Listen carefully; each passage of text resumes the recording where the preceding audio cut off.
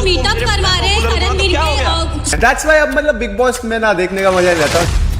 और पता नहीं यार क्या हुआ, मेरे को पता तो नहीं जीतेगा, कैसे जीत सकता है भाई। कुछ तो करा होगा ना कि भाई क्रू वाले भी अगर दुखी हैं क्योंकि ये लोग हमें केवल एंटरटेनर दिखाएंगे। भैया इनकी टीआरपी अच्छी चली जाती है, इनको पैसा मिल जाता है। और विनर है The winner of this season of Big Boss is Karan. Karan Veer Mehra, a sharp and very intelligent personality। करण ने अपनी अर्ली लाइफ में बहुत सारे स्ट्रगल्स फेस किए हैं, फिर चाहे वो उनकी करियर से रिलेटेड हो या उनकी पर्सनल लाइफ से।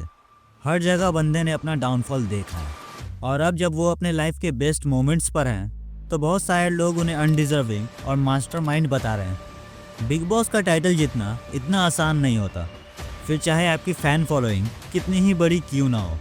और इसके एग्जाम्पल्स हमने UK07 और कटारिया के थ्रू ऑलरेडी देखा है। मीटअप्स और ट्रेंड्स उस वक्त भी चलाए गए थे और इस बार भी, पर एज एक्सपेक्टेड पर्सनालिटी विंस और पॉपुलैरिटी। ये वीडियो कुछ लोगों को बुरी लग सकती है, पर मैंने जितना इस सीज़न को एनालाइज किया वो सारी एनालिसिस यहाँ शेयर करने वाला हूँ।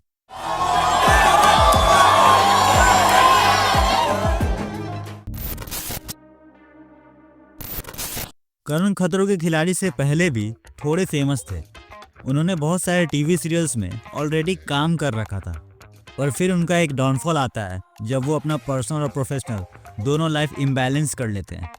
फिर करण को मिलता है एक मौका खतरों के खिलाड़ी सीजन 14 में पार्टिसिपेट करने का।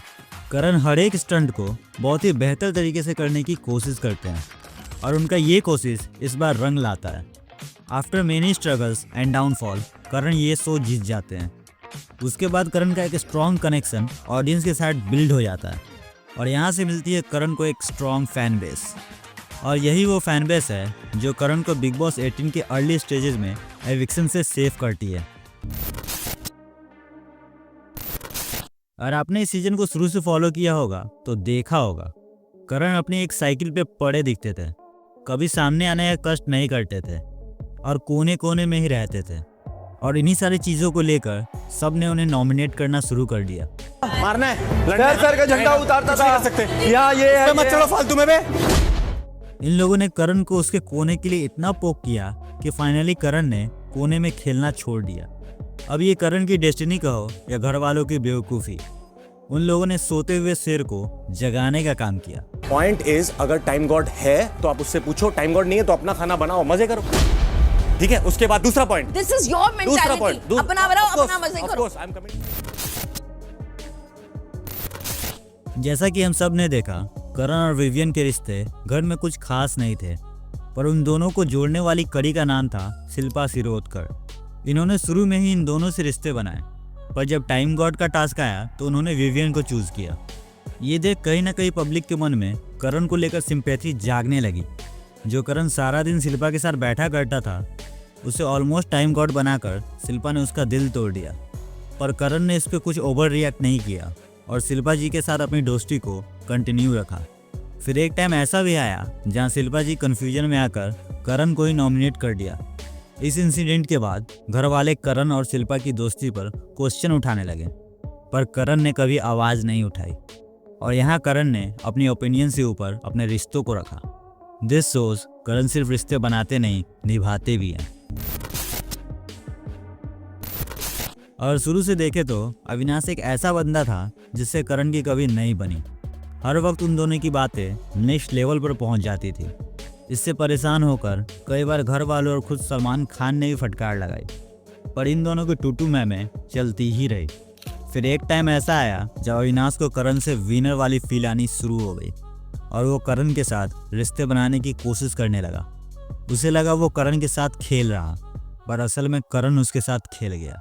हर बात पे अविनाश को अच्छा बताना was the biggest step of his plan. इससे करण घर वालों और बाहर वालों की नज़रों में उठता चला गया। अविनाश मिश्र के भी बहुत बढ़िया लड़का है वो, बढ़िया लड़का है एकदम। ऑन द अदर हैंड ईसा ने भी करण के लिए बहुत कंट्रीब्यूट किया है। जहाँ करण की बातें नहीं भी रहती थी, उन्होंने करण की बातें कर करके उन्हें हमेशा स्पॉटलाइट में रखा। और सबसे बड़ा ब्रेक थ्रू तो ईसा ने तब दिलाया जब उन्होंने करण के चीप वाले सेंटेंस को मैनिपुलेट किया। ईसा ने पूरी बात को अपनी टीम से इस तरह शेयर किया कि करण गेम में नीचे गिर जाए, पर शायद वो ये भूल गई यहाँ कैमरे सिर्फ नाम के नहीं बल्कि काम के भी हैं।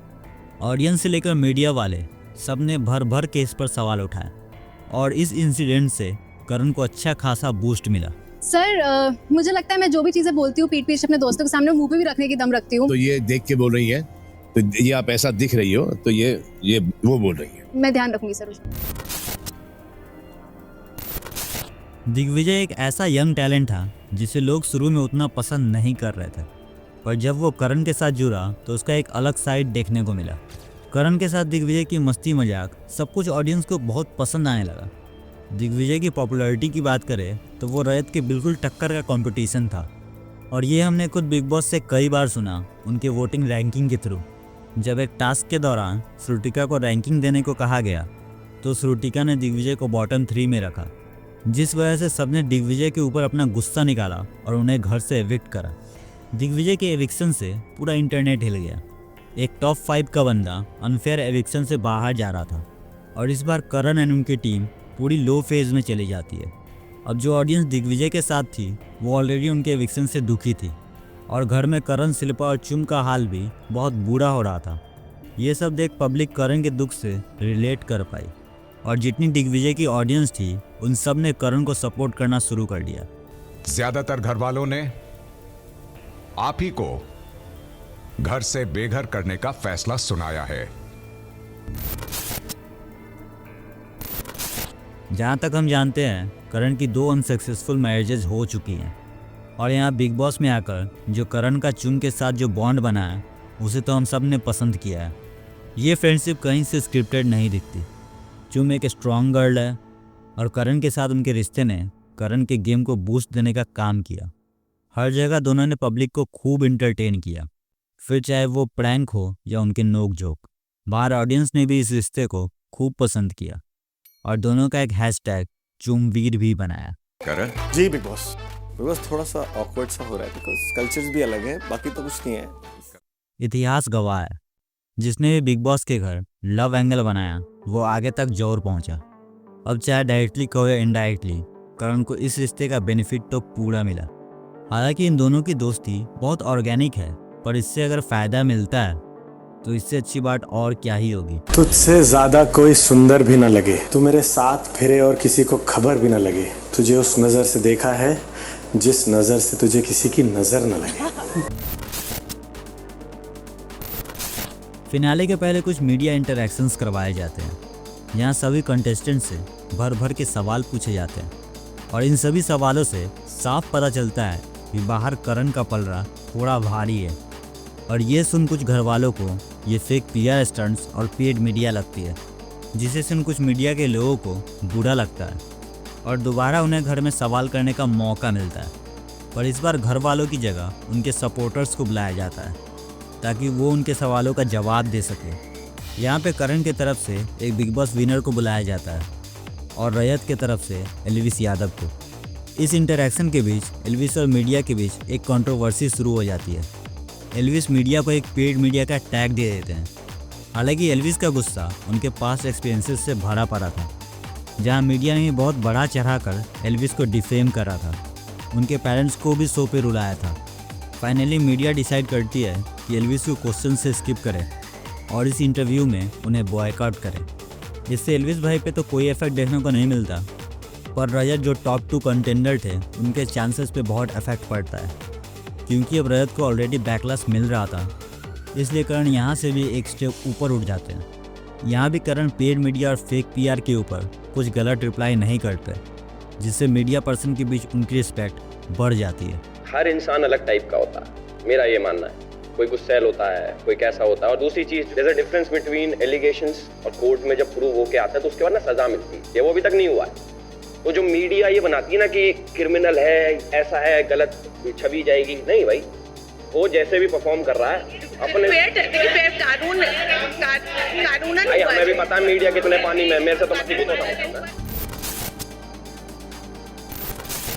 रजत ने फुल सीजन बहुत कंट्रीब्यूट किया, पर उनके रिश्ते कभी सच्चे नहीं दिखे। फिर चाहे वो दिग्विजय से हो, चाहत या फिर ईसा, बस एक सारा ही उनकी प्रायोरिटी दिखी। जो खुद अपना गेम बर्बाद करने में माहिर थी। और थोड़ा सारा के निगेटिविटी ने भी रैत को डाउन दिखाया पूरे सीजन में। जब टॉप 3 पहुंचने के बाद रैत को एविक्ट किया गया तो कुछ सलमान खान को यकीन नहीं हुआ। और असल बात तो ये थी, रैत भले ही एक टाइम के लिए टॉप पर थे, पर धीरे धीरे करण ऊपर चढ़ते चले गए और रैत नीचे गिरते चले गए। मुझे पर्सनली तो टॉप 2 बहुत डिजर्विंग लगे। और जैसा अविनाश ने कहा, मेरा भी सपोर्ट हमारे विवियन भाई के साथ था। और कहीं ना कहीं पता था कि करण एक डिजर्विंग विनर है। करण का सारा एफर्ट और इंटेलिजेंस एक दिन तो रंग लाने ही वाला था। विवियन भी विनर बन सकते थे, बट अगर कंपैरिजन करें तो एक कड़वा सच ये है कि करण विवियन से बहुत आगे निकल चुके थे।